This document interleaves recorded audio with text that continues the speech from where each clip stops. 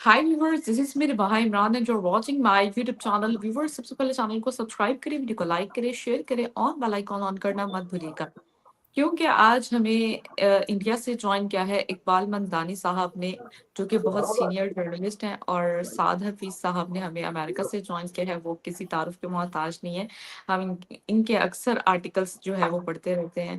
और thank you so much साद साहब, आपका शुक्रिया कि शुक्रिया। आपने हमारे व्यूवर्स के लिए टाइम निकाला। और इकबाल सर, आपका भी शुक्रिया कि आपने हमारे व्यूवर्स के लिए टाइम थैंक यू। निकाला।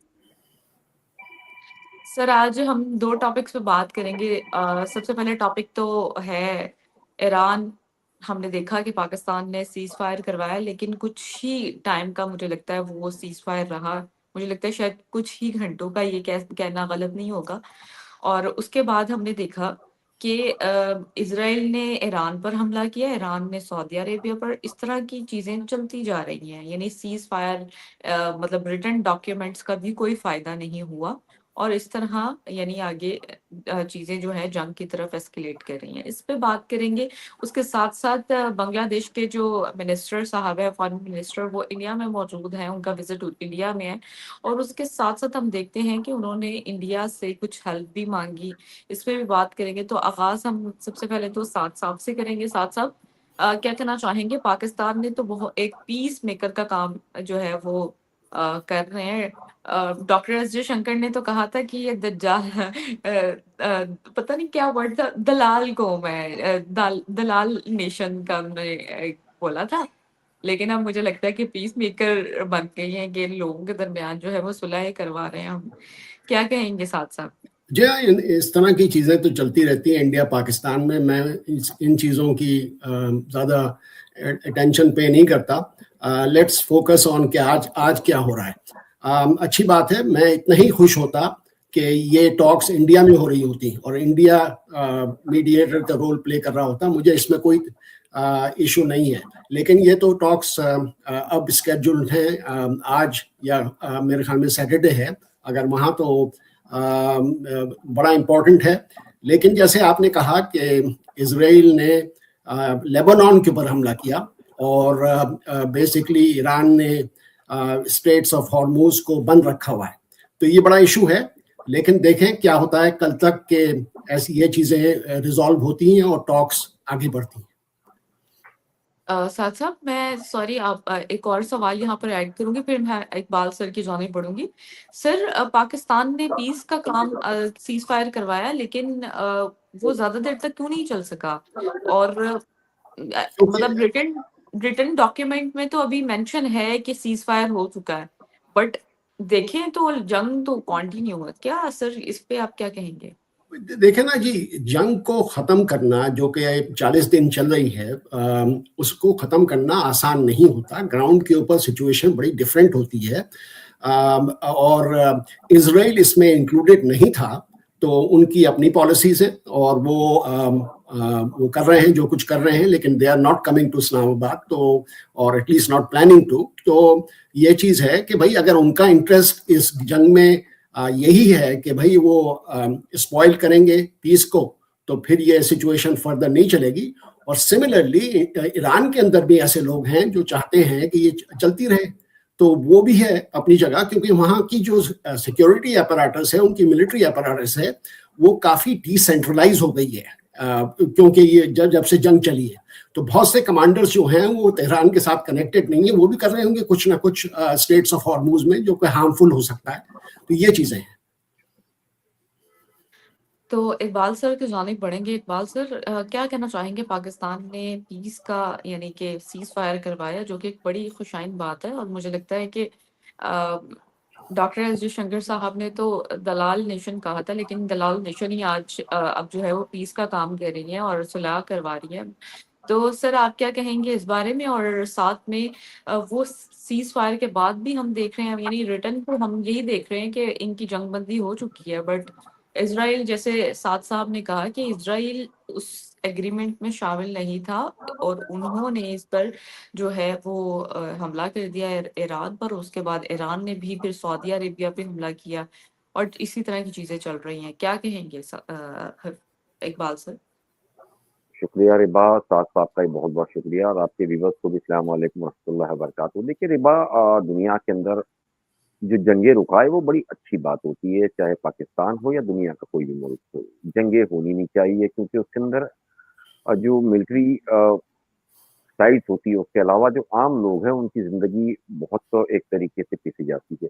और अगर हम देखें इस बार की जंग को लेकर के, तो जब 28 फरवरी को जो अमेरिका और इसराइल की तरफ से ये हमला किया गया था, जिसके अंदर ईरान के सुप्रीम लीडर और उनकी पूरी टीम एक तरीके से जो मारी गई थी, वो शायद मुझे लगता है कि गुनाह बेगुनाह वो सारी चीजें हम छोड़ दीजिए, एक अलग चीज है, लेकिन उसका खामियाजा पूरी दुनिया को भुगतना पड़ा है, खास करके ईरान के लोगों को। और आप देखिए कि पूरी दुनिया ये नहीं जानती थी कि 20% फॉर्मूज जो है वो बंद करने से उसका क्राइसिस जो है पूरी दुनिया के अंदर होगा। इसके बारे में शायद मुझे नहीं लगता है कि कोई इससे पहले आज तक समझ चुका था। हालांकि इस पूरे मामले के अंदर अमेरिका अब ये दावा जरूर कर रहा है कि उसने स्टेट ऑफ फॉर्मूज खुलवा लिया, लेकिन मैं सबसे ये पूछता हूँ कि स्टेट ऑफ फॉर्मूज बंद कब था? जब आपने हमला किया उससे पहले तो खुला हुआ था, वो बंद तो था ही नहीं। तो आपके हमले के बाद स्टेट ऑफ हॉर्मुज जो है वो एक पॉलिसी के तहत बंद किया गया कि दुनिया के ऊपर ये प्रेशर आए, और अगर आप इस जंग को नहीं बंद करते तो आने वाले दिनों के अंदर वो रेड सी यानी कि बाबल मंदब भी बंद कर देते, जिससे तकरीबन 35% जो है दुनिया के अंदर क्राइसिस हो जाती है, क्योंकि जो फ्यूल जाता है वो इन इलाकों से तकरीबन 33 से 35% ऑयल जो है वो दुनिया के अंदर पहुंचता है।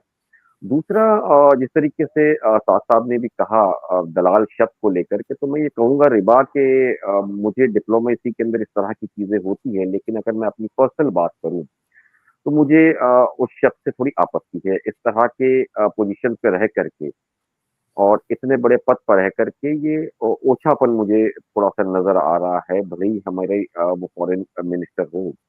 इस तरह की जो ओछी लैंग्वेज चाहे दुनिया का कोई भी पॉलिटिशियन या टॉप लीडर करे, तो उस पर सवाल ज़रूर खड़े होंगे। वो चाहे हम भारत में रहते हो, आप पाकिस्तान रहते हो या अब जब हम अमेरिका के डोनाल्ड ट्रम्प की बात करते हैं कि जो उन्होंने ट्वीट किया था जिसमें गाली-गलौज उसने इस्तेमाल की, तो ये जो है किसी हद तक दुनिया ने इसे पसंद नहीं किया, ना आम लोगों ने पसंद किया। ये बहुत ओछी भाषा होती है एक टॉप लीडर्स के रहने के लिए। तो दुनिया के अंदर कोई भी ये चीज़ें करे तो वो थोड़ी खराब चीज़ है। दूसरी रही बात, देखिए इस जंग को जो है वो रोका गया, अच्छी बात है, लेकिन मैं आपसे कहूँ कि ये मीडिएटर के तौर पर पाकिस्तान ज़रूर आया है, लेकिन अभी भी ये जो सीज़ फायर है, ये टेम्पररी है, ये परमानेंट नहीं है। उसकी सबसे बड़ी वजह है, आप ये समझ लीजिएगा कि डोनाल्ड ट्रंप दुनिया के अंदर एक ऐसे इंसान है कि आप देखिए जंगें शुरू हुई जब से लेकर के सीज़ फायर तक तकरीबन 180 के आसपास उनके ट्वीट्स हैं, और हर ट्वीट के अंदर वो अपनी बात को कहीं काटते हुए नज़र आए, तो कभी दुनिया के किसी सिरे पे लेके जाते हुए नज़र आए। और ये सीज़ फायर भी भले ही पाकिस्तान सिर्फ़ इसमें बीच में नहीं है, देखिए पाकिस्तान के साथ में मैं बताऊँ मिस्र है, इजिप्ट है, तुर्की है, और सबसे बड़ा रोल जो रहा है वो चाइना का रहा है, और इसे डोनाल्ड ट्रंप ने भी माना है, और चाइना का रोल जो है वो इतना इस चीज़ में इम्पोर्टेंट रहा है कि मैं ये कहता हूँ कि अगर चाइना ने बीच के अंदर एज़ ए मीडिएटर काम नहीं किया होता, तो ये जंग रुकती नहीं, क्योंकि चाइना और रशिया आखिरकार जब उन्हें 11th आवर्स में लगा के मामला बिगड़ सकता है, और उससे पहले देखिए कि जो यूएन के अंदर जिस तरीके से सारी चीज़ें हुई थी, बहरीन जिस तरीके से पहुँचा था और उन्होंने कहा था कि स्टेट ऑफ हॉर्मुज़ को फोर्सफुली खुलाया जाए। तब उस पर ऑब्जेक्शन आया, उसके बाद उस ड्राफ्ट को फिर चेंज किया गया, चेंज करने के बाद फ्रांस ने उस पे ऑब्जेक्शन उठाया, लेकिन हमने एंड में देखा कि चाइना और रशिया ने उसे वीटो किया। तो उस वीटो करने के बाद ही तुरंत समझ में आ गया था कि इस जंग का रुख जो है वो बदलने वाला है। और आप देखिए कि जिस तरीके से आनन-फानन के अंदर जो ट्वीट आपके प्राइम मिनिस्टर शहबाज शरीफ का आया है, उसपे भी कई सवाल खड़े हुए कि वो जो ट्वीट की जो लैंग्वेज है, वो अमेरिका की तरफ से भेजी गई थी और उसे सिर्फ उठा करके लगाया गया। ठीक है, चलिए जो भी हो, मैं उसपे डिप्लोमेसी में नहीं जाना चाहता। ये डिप्लोमेसी के अंदर ये सारी चीज़ें नॉर्मल होती है एक दूसरे मुल्क के अंदर। अच्छी बात सबसे रही कि जो जंग को लेकर के पूरी दुनिया के अंदर क्लॉथ लगाया जा रहा था, एक जो डर था कि पता नहीं लाखों आदमी इसमें मारे जा सकते हैं।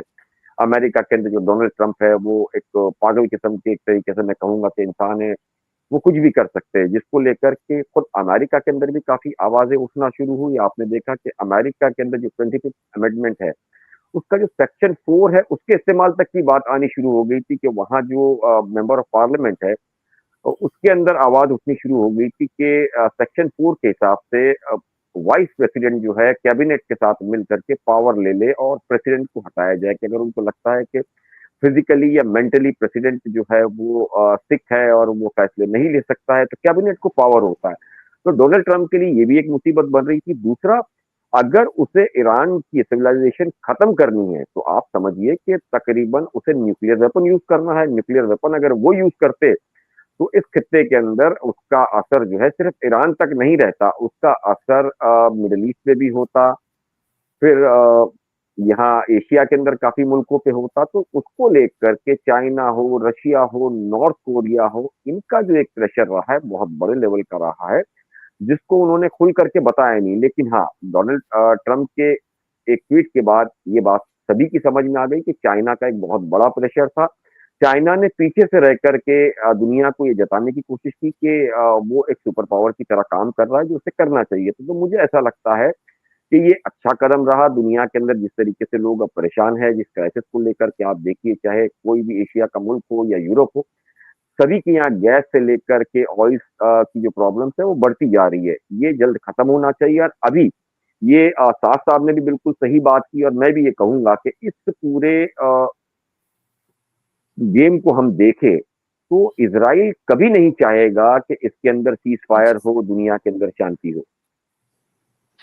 अच्छा, अब साथ साहब की जाने बढ़ेंगे, साथ साहब से भी कुछ सवालात कर लेते हैं। सर, आपने देखा है कि जेडी वांस जो है वो पाकिस्तान भी आ रहे हैं, और उसके साथ-साथ ट्रम्प चाचा के जो दामाद हैं वो भी पाकिस्तान आ रहे हैं। क्या कहेंगे सर आप उनके इस विज़िट पर? पहले तो मैं ये कहूँगा कि इकबाल साहब ने बड़ी कॉम्प्रिहेंसिव एनालिसिस की है। इन्होंने बहुत से पॉइंट्स को टच किया है जो कि मैंने नहीं किया, क्योंकि वो भी बहुत इम्पोर्टेंट हैं और उसके लिए बड़ी डिटेल्ड डिस्कशन चाहिए।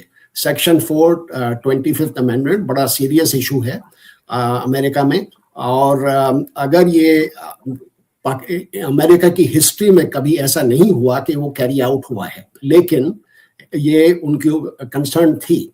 फिर उनकी जो मैसेजेस थी वो काफ़ी मेरे ख्याल में यहाँ जो समझी गई कि बहुत सी एबनॉक्शियस मैसेजेस जो इन्होंने भेजी प्रेसिडेंट ट्रंप ने, अनफॉर्चुनेट अनडिप्लोमेटिक लैंग्वेज में, उसका असर बहुत बुरा हुआ और अमेरिका के अंदर भी, and so on so fourth. अच्छा, नाउ गोइंग बैक, आपका सवाल मैं भूल गया, फिर से बताइए। सर, मैं ये कह रही थी कि जेडी वांस जो है वो पाकिस्तान आ जी रहे हैं, जी उसके जी हाँ, साथ-साथ ट्रम्प के दामाद भी पाकिस्तान आ रहे हैं, उस पर जी आप हाँ, क्या बिल्कुल। कहेंगे? तो ये बड़ी हाई लेवल डेलीगेशन है। अब देखें ये पहुंचती है, डिपेंड करता है कि भाई सिचुएशन ग्राउंड के ऊपर क्या है। अगर ये सीज फायर लास्ट नहीं करती इन द नेक्स्ट 12 आवर्स, तो बड़ा मुश्किल है कि जेडी वैंस वहां आएंगे। लेकिन मैं बताऊं आपको जेडी वैंस के बारे में कि वो समझे जाते हैं अमेरिका के अंदर एटलीस्ट कि वो इस जंगों के खिलाफ हैं। वो रिपब्लिकन पार्टी के उस विंग को बिलोंग करते हैं जो ये चाहते ही नहीं थे कि प्रेसिडेंट ट्रंप किसी जंग में इन्वॉल्व हों। तो पीस मेकर का रोल जो है वो प्ले कर सकते हैं डेफिनेटली। बड़े हाई लेवल है उनका, ऑब्वियसली वाइस प्रेसिडेंट है यूनाइटेड स्टेट्स के। अच्छा, दूसरी बात है जेरेड कुशनर और स्टीव विटकॉफ, इन ये जो दो लोग हैं ये जरा कॉन्ट्रोवर्शियल लोग हैं टू द ईरानियंस, क्योंकि इन्होंने, आपको याद होगा कि ओमान के अंदर जो टॉक्स हुई थी अभी 45 डेज पहले, वो इन्होंने लीड की थी, और उसके बाद ये ख्याल था कि ये सीज फायर, ये जंग कभी भी नहीं होगी, और ईरान ने एक्सेप्ट कर लिए जो फ्रेमवर्क था एक, कि भाई न्यूक्लियर वेपन्स नहीं बनाएंगे and so on so fourth, और अमेरिका ने प्रॉमिस किया था कि वो अटैक नहीं करेंगे। तो वो दोनों कॉन्ट्रोवर्शियल फिगर्स हैं। लेट्स होप कि आगे बढ़ती है और ये सीज फायर लास्ट करती है। इकबाल सर से भी मैं यही सवाल करूंगी। सर, आपने देखा है, आपने सुना ही होगा कि जो जेडी वांस का विजिट है वो पाकिस्तान में आने वाले टाइम में है, और उसके साथ साथ ट्रम्प के जो दामाद हैं वो भी पाकिस्तान आ रहे हैं। क्या कहेंगे, कोई पेशरफ्त होगी, कोई पॉजिटिविटी? यानी कि साथ साहब ने तो उसका स्टांस भी बता दिया है कि जो ट्रम्प के दामाद हैं उनका थोड़ा एंटी ईरान जो है उनका स्टांस है, और दूसरा यानी कि जेडी वांस जो हैं वो थोड़ा-सा पॉज़िटिव एक पीस मेकर का काम रोल, यानी उनकी सोच उस तरह की है। तो क्या आप इस पर अपना ओपिनियन रखेंगे? देखिए ये जो सीज फायर से पहले की अगर मैं जेडी वेंस की बात करूं, साद साहब ने बिल्कुल कहा कि सच कहा कि वो इस जंगों के खिलाफ था, लेकिन जब प्रेशर उसने देखा कि डोनाल्ड ट्रंप की तरफ से काफी बढ़ता जा रहा है, तो उन्होंने कहा कि नॉर्मल अटैक हो जिसको हम एक रिजीम चेंज करने के लिए फटाफट ज्यादा फोर्सेस लेके जाए और तुरंत उस ऑपरेशन को करके लौट आए। लेकिन डोनाल्ड ट्रंप उन सारी चीजों को नहीं माने। और अभी जो स्टीव वॉक, विटकॉफ है, जेरेड कुशनर है और जेडी वैंस है, ये तीन ऐसे लोग हैं जो आपके यहाँ बातचीत के लिए आने वाले हैं।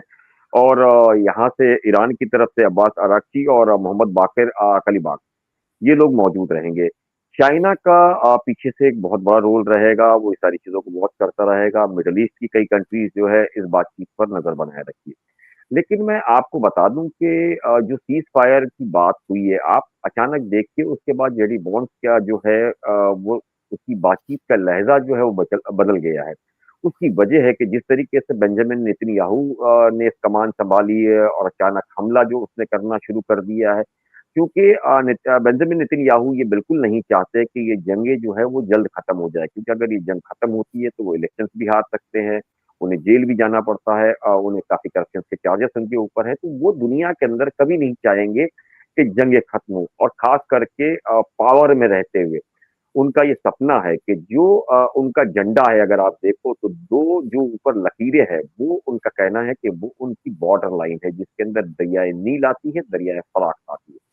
तो ये एक उनका सपना है कि जब तक वो इसे हासिल ना कर दे, गुलाम ना बना ले, तब तक तो वो खामोश नहीं बैठेंगे। इसलिए वो लगातार इस तरह की जंगें करते रहे। और बिल्कुल सही बात है, जेरेड कुशनर की अगर हम बात करें तो जेरेड कुशनर भी जो है वो उसी मेंटेलिटी के लोगों में से है क्या, और खास करके मिडल ईस्ट की डिप्लोमेसी के अंदर उनकी काफी निगाह बनी रही है और काफी उनका उन्होंने रोल भी निभाया। दूसरा, स्टीव विटकॉफ की अगर हम बात करें तो ये समझ लीजिए कि एक स्पेशल एनवॉय की तरीके से इन्होंने काम किया है अब तक। तो ये इस बार जब आएंगे तो इनके लिए भी एक तरीके से इस पूरी जंग को खत्म करना जरूरी इसलिए है क्योंकि जो इकोनॉमी है वो अमेरिका की भी असर करती जा रही है और लगातार गिरती जा रही है। वहाँ ऑयल प्राइसेस काफी बढ़ती जा रही है, आम लोग जो है वो सड़कों पे आना शुरू हो गए। और डोनाल्ड ट्रंप की अगर मैं बात करूं, अगर हम उसका सर्वे कराते हैं तो उसकी पॉपुलैरिटी जो है वो तकरीबन 30% के आसपास अभी रह गई है। 30% का मतलब आप सीधे सीधे ये समझ लीजिए कि अगर 50% के आसपास रहती है तो 12 से 13 सीट का फर्क पड़ता है। अगर 30% का मतलब है कि बहुत बड़े लेवल से लॉस होना, यानी कि पार्टी को खत्म करने की बात है। तो जेडी वांस के लिए ये भी एक सवाल है कि जहां उसे इजराइल को देखना है, नेतन्याहू को नाराज नहीं करना है, जायनिस लॉबी को नाराज नहीं करना है, वहीं अपने कैरियर को भी बचाना है कि आने वाले दिनों के अंदर उसका एक सपना है कि वो अमेरिका का प्रेसिडेंट बने। तो इन सारी ही चीजों को लेकर के आसान अमेरिका के लिए भी नहीं होगा कि ईरान के जो 10 पॉइंट दिए गए हैं उस पर वो पूरी तरीके से समझौता कर ले, क्योंकि 10 पॉइंट के अंदर अगर आप मान ले कि स्टेट ऑफ हॉर्मुज की अगर बात करें, अगर वो ईरान को देते हैं तो उनके लिए मुसीबत बनती है। मिडिल ईस्ट से अगर खाली करने की बात आती है तो उनके लिए मुसीबत बनती है। ऐसे ईरान के जो पॉइंट्स है वो पूरी तरीके से अमेरिका के लिए तबाह के बिना कुछ नहीं ला सकता है। और सबसे बड़ी बात है, जिस पेट्रो डॉलर के ऊपर ये सुपर पावर दुनिया के बने हैं, वो पेट्रो डॉलर जो है वो खत्म हो जाएगा। उसकी वजह है कि आप मिडिल ईस्ट से जब बाहर जाओगे तो युआन जो है वो चलन में आएगा, चाइना एक सुपर पावर के तौर पर सामने आएगा और अमेरिका की तबाही वहां दिखना शुरू हो जाएगी। रिबा, साथ साहब से मैं कहूंगी, पूछूंगी सर, क्या आपको लगता है कि जंगबंदी हो सकेगी, ये कोई सक्सेसफुली इनके कोई जो मुआहदे हैं वो लॉन्ग टर्म तक चल सकेंगे? ये भी बताइएगा, आपका एनालिसिस क्या कहता है? ये इसमें बड़ी अभी क्लैरिटी नहीं है, क्योंकि ठीक है कि उन्होंने 10 पॉइंट रेज किए हैं और डिप्लोमेसी में तो पता है कि सारी चीजें मानी नहीं जाती दोनों तरफ की, और डिस्कशन चलते रहते हैं। मेरी एक्सपेक्टेशन इस्लामाबाद में अगर ये टॉक्स होती हैं कल या आज, तो वो ये है कि एटलीस्ट एक फ्रेमवर्क स्टैब्लिश हो जाए और ये फिर जंग शुरू ना हो। एटलीस्ट ये 2 वीक का जो पीरियड है इसमें कुछ कूलिंग ऑफ हो और इसमें डिस्कशन हो। 3 पॉइंट्स हैं जो कि ईरान के मेरे ख्याल में मान जानी चाहिए, जो आसान हैं। वो एक सिग्निफिकेंट पॉइंट ये है कि भाई आप फिर से आप ये हमला ना करें, आप गारंटी करेंगे आप हमला ना करें। दूसरा पॉइंट ये है कि भाई आप उनकी जो ऑयल इंस्टॉलेशंस हैं और जो उनकी जो इकोनॉमी है उसको तबाह ना करें। उनके जो एसेट्स हैं जो अमेरिका में फंसे हुए हैं, बिलियंस ऑफ डॉलर्स के हैं, उसको उनको रिलीज कर दिया जाए इमीडिएटली, और वो ईरान की रिकंस्ट्रक्शन में मदद करें। और ट्रम्प साहब ने भी यही कहा है कि भाई मैं कोशिश यही करना चाहता हूं कि भाई आगे चले ये बात। उनके कुछ ट्वीट्स में मैंने देखा कि ये थोड़ी सी फ्लेक्सिबिलिटी वो दिखाते हैं। तो अगर ये डिस्कशन शुरू हो जाए और ईरान ये कमिट करे कि भाई जो इनके पास जो एनरिच्ड यूरेनियम है वो किसी तरह की कस्टडी में आ जाए, जो नेतन्याहू और इजराइल को जो मेजर कंसर्न है वो जरा सी एड्रेस हो जाए, तो मेरा पॉइंट ये है कि ये 10 या 15 या 5 that's not so important. Point ये है कि वो एक बेसिस बने कि पीस हो जाए और ये परमानेंट हो जाए। और एंड बिकॉज एज इकबाल साहब सेड कि भाई दुनिया के ऊपर बड़ा असर पड़ रहा है, सारी दुनिया के ऊपर। अमेरिका डिपेंडेंट नहीं है अब मिडिल ईस्ट ऑयल के ऊपर, ये बड़ा इंपॉर्टेंट पॉइंट है। अमेरिका में इतनी इश्यू नहीं है सो मच राइट नाउ, लेकिन उसके सारे एलाइज जो हैं, अमेरिका के जो एलाइज हैं, उनके ऊपर बड़ा असर पड़ रहा है इसका। एशियन इकोनॉमीज के ऊपर बड़ा असर पड़ रहा है। एंड लास्ट पॉइंट, चाइना ने बड़ा पॉजिटिव रोल प्ले किया है। China has always played a role कि भाई वो एक्सपेंशनिस्ट पावर नहीं है, वो हेजेमनिस्ट की पावर नहीं है, और उनकी जो एक कंसिस्टेंट पॉलिसी रही है उसका बड़ा उसके अच्छा असर पड़ा दुनिया के ऊपर सो फार। तो होपफुली वो भी कंटिन्यू करेंगे। और उन्होंने इस सीज़फायर के अंदर बड़ा इंपॉर्टेंट रोल प्ले किया है because they are a strategic partner of Pakistan. तो ये जो एस्पेक्ट्स हैं इसको ख्याल रखना पड़ेगा। फाइनल ये कि भाई विल इट होल्ड, अभी तो इट्स वेरी डिफिकल्ट टू से 50-50 और even less, but there is always a possibility जब बात करते हैं दो फरीक। इकबाल सर से मेरा लास्ट सवाल है। सर, बांग्लादेश के फॉरेन मिनिस्टर इंडिया में मौजूद हैं और उन्होंने इंडिया से हेल्प मांग ली है, क्या कहना चाहेंगे? देखिए, बांग्लादेश में अभी जो नए इलेक्शन हुए हैं उसके बाद ये रूटीन विजिट मैं उसे देख रहा हूँ खास करके, और ये आप मान के चलिए कि ये नॉर्मल होता है जब दुनिया के अंदर इस तरह के इलेक्शन होते हैं। तो अपने जो पड़ोसी मुल्क होते हैं उनके यहाँ आना जाना, और बांग्लादेश के और भारत के बहुत पुराने रिश्ते हैं भी, चाहे वो आप गिनिए कि सभी तरीके से हम उनके साथ ट्रेड में भी रहे हैं, लेकिन कुछ पॉइंट्स को लेकर के वो बात कर सकते हैं। खास करके शेख हसीना को लेकर के माना जा रहा है एक्सीडेशन की बात हो सकती है। दूसरा सपोर्ट का मुद्दा उठाया है उसने। तो ऐसे कई मुद्दे हैं जिसको लेकर के विजिट है। 7 तारीख से लेकर के मेरे ख्याल से 9 तारीख तक जो है वो 3 या 4 दिन की भारत उनकी विजिट है जब तक वो रहने वाले हैं। तो उम्मीद यही मानी जा रही है कि पिछले कुछ दिनों थोड़ा-सा भारत का भी एक प्रॉब्लम बांग्लादेश के साथ हुआ था और कई सवाल उस पर भी लेके खड़े हुए थे, चाहे वो शेख हसीना को लेकर के हो, रिलेशंस को लेकर। तो उन सारी चीज़ों को लेकर के दोनों ही जो मुल्क है वो चाहता है कि उस रिलेशन को वापस एक बार मजबूत किया जाए। और दुनिया के लिए हमेशा बातचीत करके जो रिश्ते बनते हैं रिबा, वो हमेशा बेहतर होते हैं और वही होना भी चाहिए। जंगे जो है उसके बाद भी एंड पीस टॉक ही होती है। तो बेहतर है कि जंगों से पहले बात हो जाए। और अभी जिस तरीके से ये बातचीत हो रही है, देखिए इस बातचीत के अंदर मैं अब जो देख रहा हूँ खास करके जो सीज फायर को लेके बात हुई, मुझे ऐसा लगता है कि अमेरिका एक तरफ मान भी लेगा और अमेरिका ने कई चीजों को मान भी ली है। 10 पॉइंट ईरान की तरफ से है, उसमें डोनाल्ड ट्रंप ने साफ तौर पे कहा कि हम उस पर कंसिडर कर रहे हैं और हम उस पर बातचीत करेंगे, जो भले ही आज से 4 दिन पहले नहीं कर रहे थे।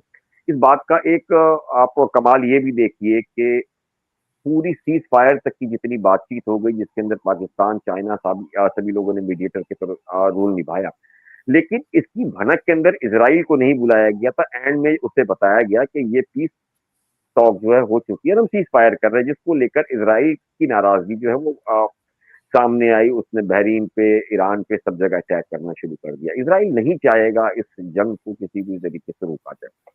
अच्छा, अच्छी बात जो मुझे पीस टॉक की ईरान और अमेरिका की लग रही है कि इतने हमले के बाद भी स्टेट ऑफ हॉर्मुज एक बार जरूर बंद किया गया है वापस से, लेकिन पीस टॉक को लेकर के ईरान, अमेरिका दोनों ही एक टेबल पे पाकिस्तान में आने तैयार है।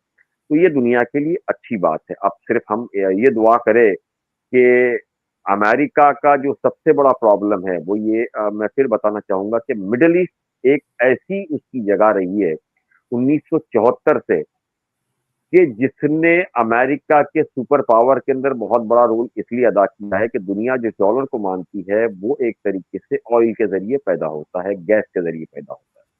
अमेरिका अब तक जितनी दादागिरी क्या है वो ईरान के अपना इराक की बात करें, अफगानिस्तान की बात करें, लीबिया करें, जितनी भी हम बात करें वहां भले ही दुनिया को गुमराह करके आया हो तो उसकी वजह ये थी कि किसी तरीके से ऑयल मार्केट पे जो है उसका कब्जा बना रहे और वहां से वो दादागिरी का माल लूट का ले जा करके अपनी कंट्री को बड़ा बनाए। हाल फिलहाल में हमने देखा वेनेजुएला के अंदर भी उसने यही चीजें की थी।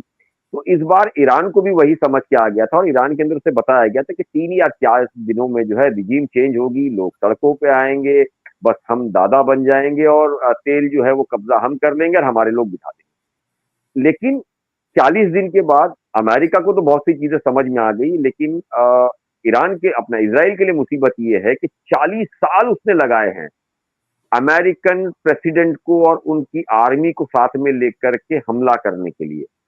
तो वो 40 साल का सपना अचानक हाथ से टूटता हुआ नजर आ रहा है। उसे लगता है अगर अमेरिका पीछे हटा तो ये जंग उसके अकेले की नहीं है, इसलिए जंग को और अलग अलग तरीके से खींचने की कोशिश वो रिबा कर रहे हैं। बस हम दुआ कर सकते हैं कि सब ठीक ठाक दुनिया में अमन हो। जी हाँ, मैं एक चीज बस कहूंगा, इसमें ऐड करूंगा कि मेरा कनेक्शन बांग्लादेश से बहुत पुराना है और यूनुस की जो इंटरिम एडमिनिस्ट्रेशन थी यूनुस साहब की, वो रिप्रेजेंट नहीं करती थी, it was not an elected government. तो उनकी जो पॉलिसीज थी कुछ थोड़ी बहुत टिल्ट कर रही थी टुवर्ड्स नॉन इंडिया पॉलिसीज और हसीना वाजिद के ओवरथ्रो के बाद वहाँ काफ़ी टिल्ट हो गया था टुवर्ड्स पोटेंशियली पाकिस्तान। लेकिन मैं ये कहूँगा कि ये इलेक्टेड गवर्नमेंट है तारिक रहमान की और बांग्लादेश का मोस्ट इम्पॉर्टेंट नेबर जो है वो इंडिया है। तो आई थिंक कि जो विजिट है फॉरेन मिनिस्टर की बड़ी अच्छी चीज़ है और नॉर्मल रिलेशंस होने चाहिए इंडिया और बांग्लादेश के, और बांग्लादेश को इंडिया बहुत हेल्प कर सकता है economically and so on, because उनका ट्रेडिंग पार्टनर भी है एंड सो ऑन। तो आई एम हैप्पी कि ये बैलेंस रीस्टैब्लिश हो रहा है। बिल्कुल, thank you so much Saad sir, thank you so much Iqbal sir. शुक्रिया रिबा, शुक्रिया साद साहब, बहुत बहुत शुक्रिया आपका, बहुत बहुत शुक्रिया। व्यूअर्स अपनी कीमती राय का इजहार नीचे दिए गए कमेंट सेक्शन में जरूर कीजिएगा। नेक्स्ट प्रोग्राम तक के लिए हमें दें इजाजत। Thank you so much.